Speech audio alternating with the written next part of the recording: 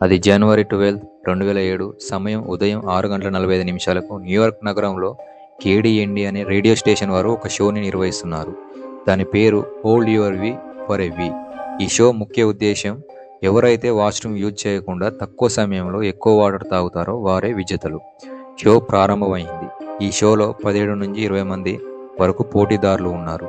వారికి మొదటగా 240 ml water bottles అందించారు. లెవెల్స్ పెరుగుతున్న కొద్దీ వాటర్స్ క్వాంటిటీ పెంచారు. అయితే ఈ పోటీలో 28 సంవత్సరాల వయసు గల జెన్నిఫర్ స్టేంజ్ అనే మహిళ 7.6 లీటర్స్ నీటిని తాగి రెండో బహుమతి గెలుచుకుంది. దానితో ఆట ముగిసిపోయింది. అయితే అసలు కథ ఇక్కడే మొదలైంది. ఆ పోటీ తర్వాత తనకు తలనొప్పి, వాంతులతో హైపోనత్రిమియాకి గురై వాటర్ ఇంటాక్సికేషన్ వల్ల మరణించిందని డాక్టర్స్ ధృవీకరించారు. అసలు ఈ వాటర్ ఇంటాక్సికేషన్ అంటే ఏంటి? ఇది ఏ విధంగా హైపోనెత్రిమియాకి కండిషన్కి దారితీస్తుంది? అసలు వాటర్ ఎక్కువ తీసుకోవడం వల్ల మరణిస్తారా? వాటర్ విషంగా మారి మన ప్రాణాన్ని తీస్తుందా? ఇది ఎంతవరకు నిజం అనేది ఈ వీడియోలో తెలుసుకుందాం.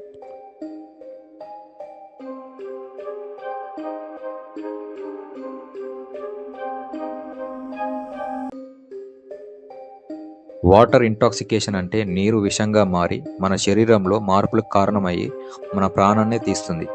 మీరు విన్నది నిజమే. నమ్మడానికి కొంచెం కష్టంగా ఉన్నా ఇది నిజం. మన శరీరానికి అవసరమైన నీటి కంటే ఎక్కువ నీటిని షార్ట్ పీరియడ్లో మన మూత్రపిండాలు వడబోసే సామర్థ్యం కంటే ఎక్కువ నీటిని తాగినప్పుడు మన శరీరంలో హైపోనత్రిమియా అనే పరిస్థితి ఏర్పడుతుంది.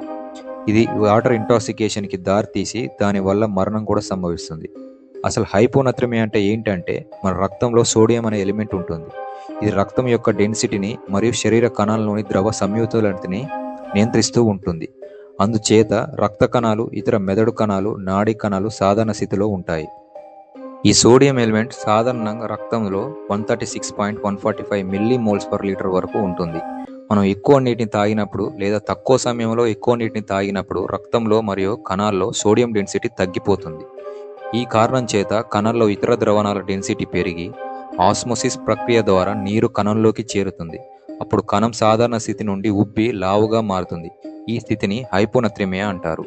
దీని లక్షణాలు ఏంటంటే తలనొప్పి, అలసట, వికారం, వాంతులు, తరచూ మూత్ర విసర్జన, మానసికంగా అయోమయానికి గురి కావడం జరుగుతుంది. ఈ పరిస్థితులు తీవ్రమైనప్పుడు మెదడు కణాలు ఉబ్బిపోవడం, కోమాలకి వెళ్ళడం, శ్వాస ఆడకపోవడం, మరణానికి కూడా దారితీస్తుంది. ఒక అధ్యయనం ప్రకారం శారీరకంగా కష్టపడేవారు, క్రీడాకారులు, ఓవర్ వర్కౌట్ చేసేవారు, సైనికుల్లో ఈ లక్షణాలు కనిపిస్తాయి.